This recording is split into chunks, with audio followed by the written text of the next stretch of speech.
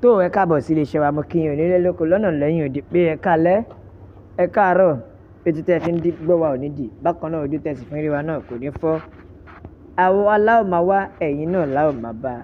Yorùbá ní yínníyínní kẹ́ni kí ó lè ṣe míì ta ló sọ èyí di mímọ̀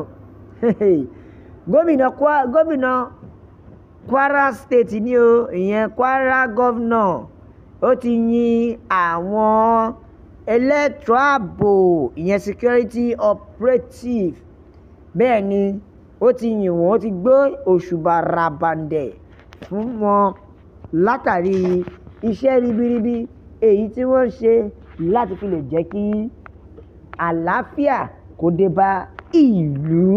Bẹ́ẹ̀ ni gẹ́gẹ́ bí a ti mọ̀ gómìnà Kwara State ìyẹn Abdulrazak ó ti gbóríyìn fún àwọn elétò ààbò látàrí iṣẹ́ ribiribi tí wọ́n ṣe àti pé bí wọ́n ṣe ń gbìyànjú láti lè fi ọwọ́ ṣìkún òfin tẹ àwọn ọ̀bàyéjẹ́ bíi àwọn Fúlàní bíi àwọn tí wọ́n ń da òmìnira wa láàmú.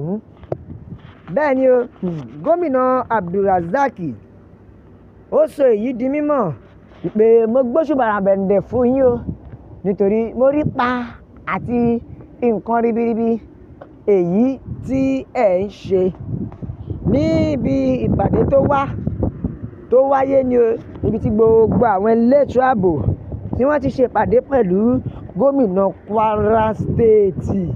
Bẹ́ẹ̀ ni oríṣiríṣi àwọn elétò ààbò kódà àwọn àgbààgbà nínú ètò ìṣèjọba Kwara gbogbo wọn ni wọ́n wá gbogbo wọn ni wọ́n jọ péjú síbẹ̀ láti ṣe ìpàdé yìí láti orí secretary to the state government and attorney general pàápàá jùlọ commissioner for justice gbogbo àwọn tó wá rèé o fún ìpàdé náà.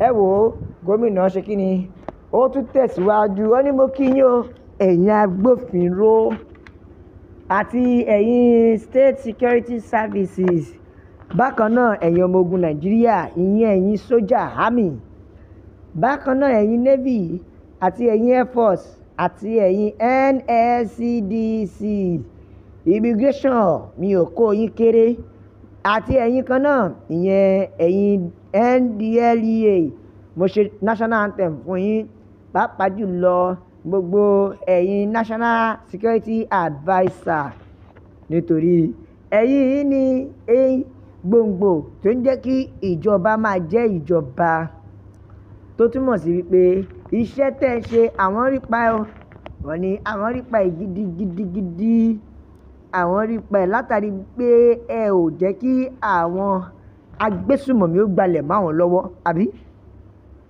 wọ́n jẹ́ kí àwọn agbésùmọ̀mí gbalẹ̀ mọ́ wọn lọ́wọ́ ìdí nìyí tí gómìnà fi ní ṣe rí iṣẹ́ tẹ̀ ń ṣe ó fi hàn wípé iṣẹ́ gidi òun lẹ̀ ń ṣe. Ẹ wá wọ́ ẹ má sùn lé o ẹ má gọ̀ ẹ túbọ̀ máa tẹ̀síwájú nínú iṣẹ́ yín ní ṣíṣe nítorí wípé èmi náà mọ̀ pé ṣẹ́rí kò rọrùn ṣùgbọ́n Ọlọ́run ni ó pín yín lérè ìṣọ́kì.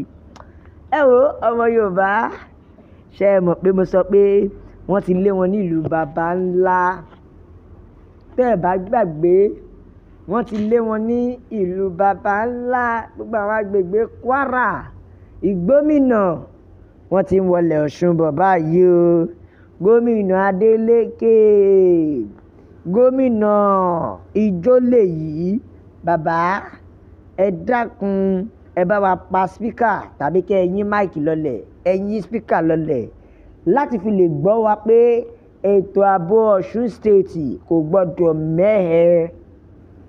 Ẹ bá wa yí bíìtì tán máa ń play fún yín yẹn ẹ sì bá wa lò ẹ̀ náà kẹ́ ẹ lè fi gbọ́ pé ètò ààbò Ọ̀ṣun state òun náà ṣe kókó nítorí wípé ẹ̀mí àwọn ènìyàn ó ṣe kókó. Ẹ wò ó ní Kwara àmọ́ tí àwọn agbésùmọ̀mí fojú rí ṣe nílùú baba ńlá ni Pàtígì ni àti àwọn ìlú bẹ́ẹ̀ lọ tó jẹ́ pé àwọn agbésùmọ̀mí wọbẹ̀ wọ́n ṣe báṣabàṣa. Yorùbá dẹ̀ wá sọ pé ó ń bọ̀ àwọn làádẹ́ẹ̀dẹ́ tó túmọ̀ sí pé gómìnà Ọ̀ṣun state ẹ máa gbáradì láti tún lé wọn, ẹ má tẹ̀lé wọn, ẹ jẹ wọ́n run ni. Bẹ́ẹ̀ ni láti fi lè jẹ́ kó yé wọn pé bí kinní kan bá ń pa gbogbo igi kò ṣe bí ti igi ńlá. Bẹ́ẹ̀ ni tí àrá bá ya gbogbo igi kì í ṣe bí ti igi ńlá. Ẹ wo ẹ̀yin ọmọ Yorùbá, ẹ jẹ́ ká ronú o, ẹ jẹ́ ká ronú, ẹ jẹ́ á ronú. Gbogbo ẹ̀yin ẹlẹ́ṣọ́ ààbò a kí yín, ṣùgbọ́n ẹ wo a nílò láti jẹ́ kí àwọn ará bíi mọ̀ pé má foko mi dànù. Kò ṣọjọ́ kan gan la máa kọ́, ìsinsìn la ti ń kọ́. Bẹ́ẹ̀ ni ìsinsìn la ti ń kọ́. Torí ẹ̀ la ṣe ń pariwo pé ẹ jẹ́ á ronú. Yorùbá nation la fẹ́. Òmìnira ilẹ̀ Yorùbá òun ló ṣe kókó. Nílé lóko lọ́nà lẹ́yìn odi. Ọmọ Yorùbá ẹ jẹ́ á gbalẹ̀ wa lọ́wọ́ àwọn ará bíi. Bẹ́ẹ̀ ni ẹ jẹ́ á gbalẹ̀ wa lọ́wọ́ wọn. Ṣé rí gbogbo ìtàn sọ wípé we are one, ọmọ Yorùbá àti Fúlàní, is it a must to be one? Ẹ wo ẹ jẹ́ á ka àtẹ̀jíṣẹ́ àwọn èèyàn, ẹ jẹ́ á gbọ́ ohun tí àwọn ènìyàn sọ. Bẹ́ẹ̀ ni Yorùbá nation la fẹ́. Òmìnira ilẹ̀ Yorùbá òun ló jẹ wá lógún. Nítorí tá a bá fẹ́ sọ nígbà ayé bàbá Buhari, ìgbà yẹn ló ti pè gbogbo àwọn wèrè Fúlàní wá sílẹ̀ adúláwọ̀, sílẹ̀ Áfíríkà wa yìí, tó ṣe ìpàdé ní Àbújá, ìyẹn in two separate occasions, tó jẹ́ pé àwọn àgbààgbà Fúlàní, àwọn àgbààgbà Haúsá ìjókòó kalẹ̀, wọ́n gbẹ́nu rọ̀ ní wọn ò rí kankan ṣe sí. Now ó ti wá di jẹ́ pé àwọn agbésùmọ̀mí wọ́n ti jáde, àwọn ajínigbé ti jáde de pé wọ́n ti wọ ilẹ̀ north nìkan kan, wọ́n ti wọ ilẹ̀ Ọ̀ṣun state gan, àti bẹ́ẹ̀ bẹ́ẹ̀ bẹ́ẹ̀ lọ. Now ẹ wá ń da bàbá Tinubu láàmú. Ṣebí bàbá Tinubu ni? Bẹ́ẹ̀ ni ṣebí bàbá Tinubu ni? Ìdí ẹ̀ la fi wá sọ pé ẹ̀yin ẹlẹ́ṣọ́ ààbò náà, bàbá wa bàbá Tinubu, ẹ wá gbogbo ọ̀nà láti rí wípé ètò ààbò ó múnádóko. Bẹ́ẹ̀ ni ètò ààbò múnádóko.